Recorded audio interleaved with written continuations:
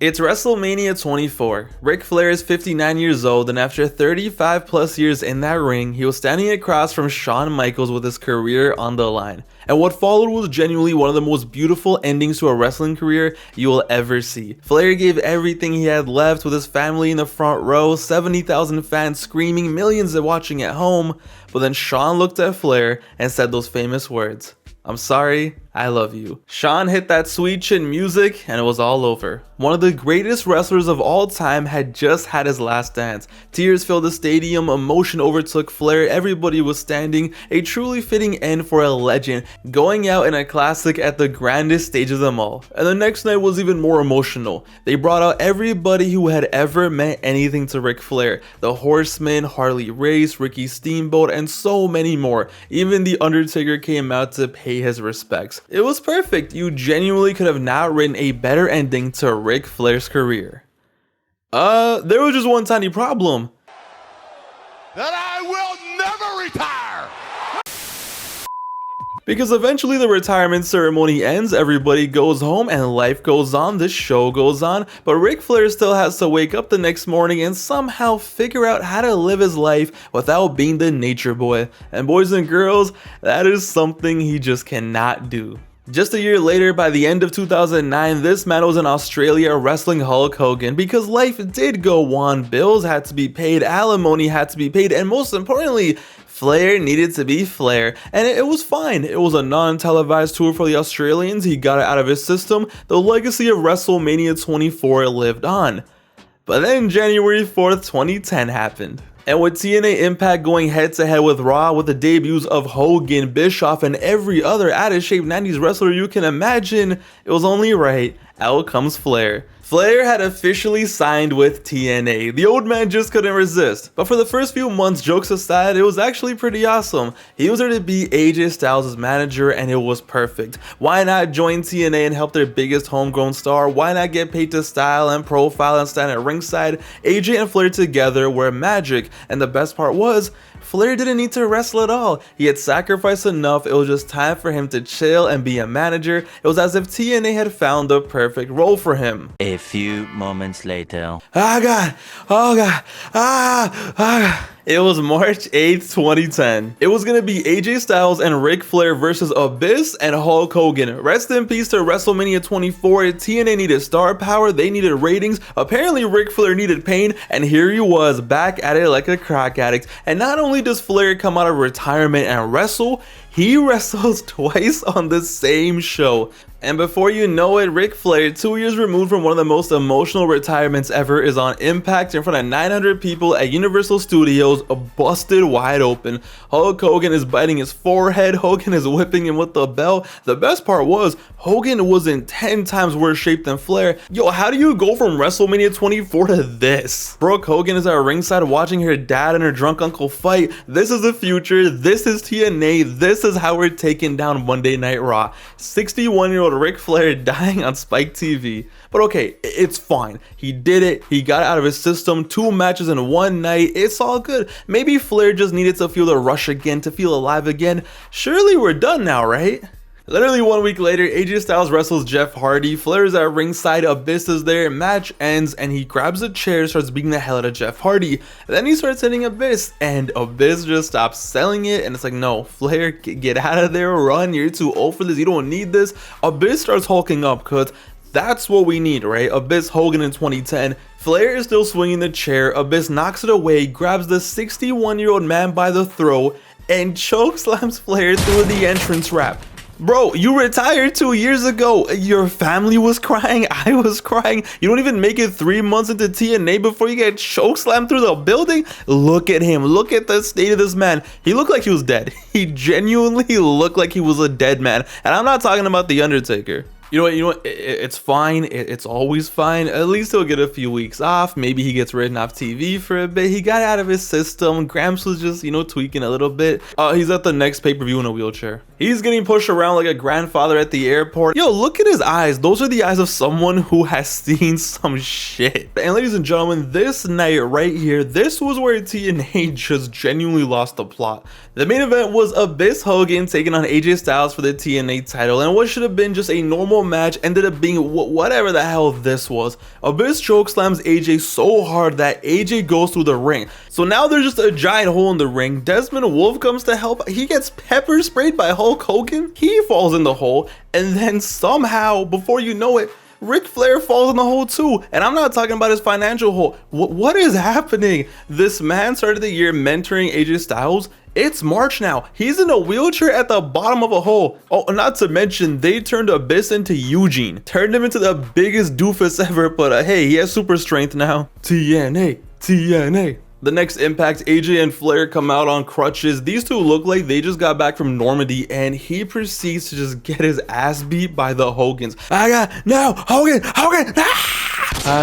You can run, you can hide, but I'm sorry, Flair, just like WCW in the 90s, Hogan will always go over. At this point, it's like, who did Shawn Michaels retire? It certainly wasn't this man. And the funniest part is, 3 weeks later, he's still in the wheelchair and he's just assembling Team Flair like Professor X for Lethal Lockdown. Sting, Beer Money, Desmond Wolf, here on my team. This was basically the X-Men if Professor X was an alcoholic and owed the IRS taxes. Eventually we get Team Flair versus Team Hogan at Lockdown. Hogan and Flair get involved, and as usual, our boy gets killed by Hogan. And at this point it was obvious. Ric Flair's retirement was dead. We held the funeral, we mourned, we did all that. By mid-2010, it reaches a point where you're like, you know what? There's no point of judging this. There's no point of being shocked. You just have to embrace this. Embrace the chaos, the insanity, and honestly, it was time to just enjoy this old man losing his mind again. On Impact, Ric Flair decides to put his WWE Hall of Fame ring on the line against Abyss.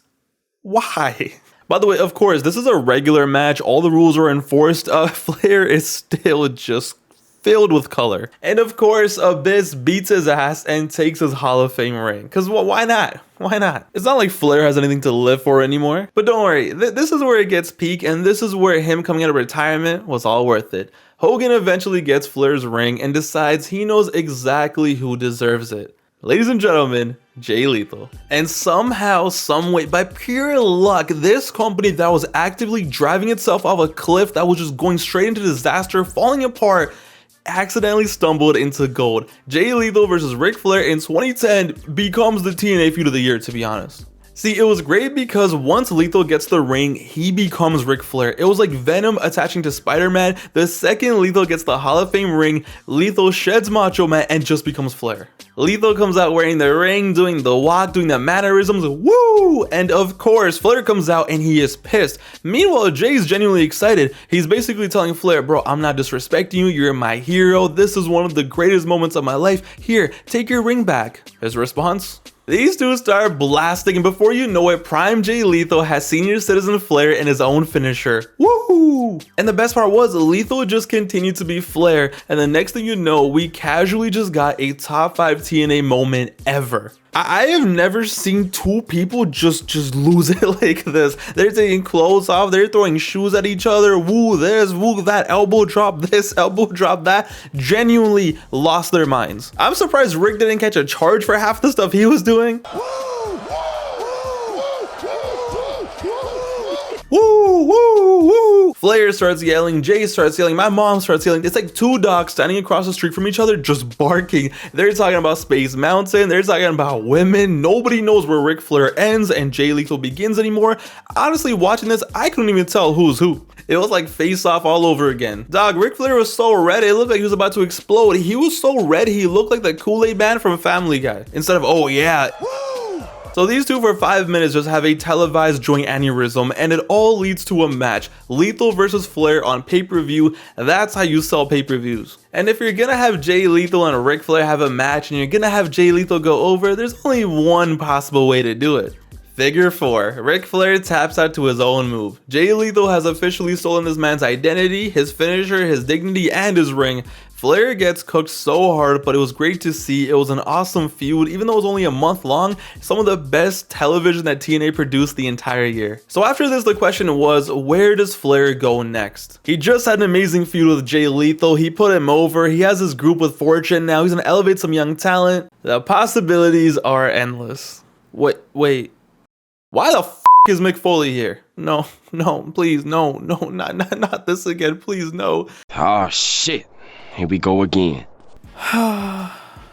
If you've seen my SummerSlam 06 video, you already know how I feel about Flair versus Foley. I love that match. Two old men just randomly decided we're gonna die tonight. Flair was 57, Foley was 41, but his body was approximately 73. But you know what? Despite all that, they had one of the most violent matches we had seen in years. It was great. It was beautiful. Loved it. Lived it. Never do it again.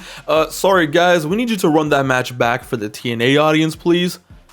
Mind you, these men are 4 years older now. Foley gets involved with EV 2.0, Fortune starts beefing all the old ECW guys, and eventually Flair and Foley decide, who cares about these younger wrestlers? We have to kill each other again. That Green Goblin mask was talking to Flair like he was Norman Osborn. Coward, go out there and sacrifice. Boys or girls, what do I even say? It's last man standing, and it's not SummerSlam no more. No, we're not even on pay-per-view anymore. It's Spike TV, it's the Impact Zone. There's 900 people here, it's free television, and I'm not exaggerating when I tell you that the match starts and Foley has color 1 minute into the match. 1 minute? How is that even possible? 2 minutes in, they're both cooked. Fam, there's a barbed wire baseball bat. Flair throws Foley off the stage through a table. There's thumbtacks. Flair gets backdropped into the thumbtacks with no shirt on, because why would we need that? There's a barbed wire board. Why is there a barbed wire? Where do you even find this? Foley runs the board directly into Flair, but yo, all that was nothing. All of that was genuinely nothing, because nothing can compare to the visual of a 61-year-old Ric Flair going up to the top rope. And no, he's not gonna just do a normal move. No, he's not gonna just do his little knee drop. Why would he do that? I gotta show these kids I can still hang. Woo! With Foley laying on a table, Flair just flies. Bang! Tom Cruise has nothing on Ric Flair. 61 years old, jumping off the top rope onto a table. Now you would assume after this it's over, right? Like, what more damage can be done? What else can they do? But just when you thought you had seen it all, just when you thought he had already went crazy in 06, no, it's 2010. The ratings for TNA are worse they've been in years. Flair wants to draw. He wants to prove he's still the man. He wants to showcase his skills, and he wants to show us that he still has love for the game. Flair flop. Face first into the tax. Why? Yo, somebody turned on Spike TV in 2010. They were trying to watch 1,000 Ways to Die or something, and the next thing you know, they're seeing Ric Flair actually trying to find a way to die. Absolute chaos. Flair has to get carried away. Foley wins the match, but Ric Flair once again proves there is nothing that he won't do in that wrestling ring. Doesn't matter how old he is. And you got it, Flair. You're the GOAT. You got it. Who else would ever do this? Let alone do this at 61. Nobody's moving like him. He doesn't even want to win. He doesn't care about winning. He'll let Lethal beat him. He'll let Foley win. He's not here to win any titles. He's not here to bury anyone. There's no politics. He's just out here to do this for the fun of it. Ladies and gentlemen, Ric Flair. After this legendary match, the simulation glitched and TNA just got really weird. Next thing you know, he's managing Matt Hardy of all people. Matt Hardy in 2011? Before you know it, Ric Flair is in a lethal lockdown match. I don't even know how he was medically cleared for this. I don't know how this was even possible. He's now 62, by the way, and Grabs, just for the love of the game, goes in there, gets embarrassed, gets his pants ripped off. Yes, you heard me right. And Grabs, just for the love of the game, you know, sacrifices once again. After Lockdown 2011, it was time for the fun to end. Flair had done it all. He had given his all to TNA, and it was time for his last TNA match ever. And honestly, it was poetic. It was perfect, because no matter what year it is, no matter how old they are, what company they're in, these two are wrestling soulmates, and they always find a way to each other. Sting versus Flair. The most fitting opponent imaginable, but the stipulation that TNA had for this match was just hilarious. So the storyline was that Sting wanted Hulk Hogan at Bound for Glory for a match, and Flair says, hey, you want Hogan, you have to go through me. And the stipulation becomes, if Sting beats Flair, he gets the Hogan match, but if Flair beats Sting, Sting has to retire. I'm sorry, what? Sting has to retire? Ric Flair, you are now trying to retire other people? You of all people are enforcing retirements? Brother, you were retired 3 years. You're not even supposed to be here. But you know what? Here we were, September 15th, 2011. Ric Flair Sting one last time. And the match is exactly what you expect. And ladies and gentlemen, that was the end of Flair Wrestling in TNA. What a run. I can't even believe this actually happened. And looking back at all this, listen, after all the memes, the jokes, the insanity, me losing my mind at what I was seeing, after revisiting this all these years later, the ironic part is, I don't actually think TNA ruined Ric Flair's retirement. I don't even think Ric Flair ruined his own retirement. Maybe the WWE just misunderstood the man. We thought WrestleMania 24 was supposed to be the end. They gave him the perfect opponent, the perfect match, the perfect moment, the perfect goodbye. Everybody cried, everybody celebrated. They gave him a Hall of Fame ring, but it didn't matter.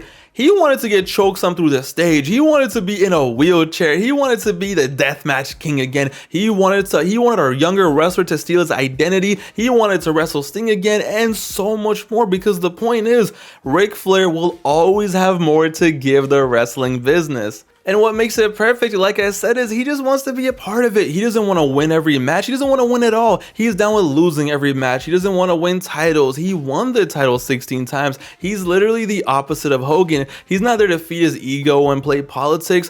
Bro, Flair just loves the game, and he told us himself exactly how this was gonna go. I will never retire. And maybe we and the WWE should just listen to him, because who is Vince McMahon to tell Ric Flair when Ric Flair should stop being the nature boy? WrestleMania 24 wasn't Flair choosing to retire, it was the WWE choosing a perfect ending for him. Flair chose something else, something significantly stupider, I'll say that, something more violent, something involving Abyss and wheelchairs and holes and Matt Hardy for some reason, but it was him, and that's what he's always been about. So as stupid as it might have been, as embarrassing, and people say ruin his legacy or tarnish WrestleMania, this and that, it was beautiful. He was just there to have fun, make some money, and be the nature boy. Truly one of the greatest of all time. So yeah, did Ric Flair lose his mind in TNA? 100%. But honestly, it was perfect. It's your boy Pat, aka Wrestling Gives. Thank you for watching. Hope you guys enjoyed, and I'll see you guys on the next one. Till then, woo!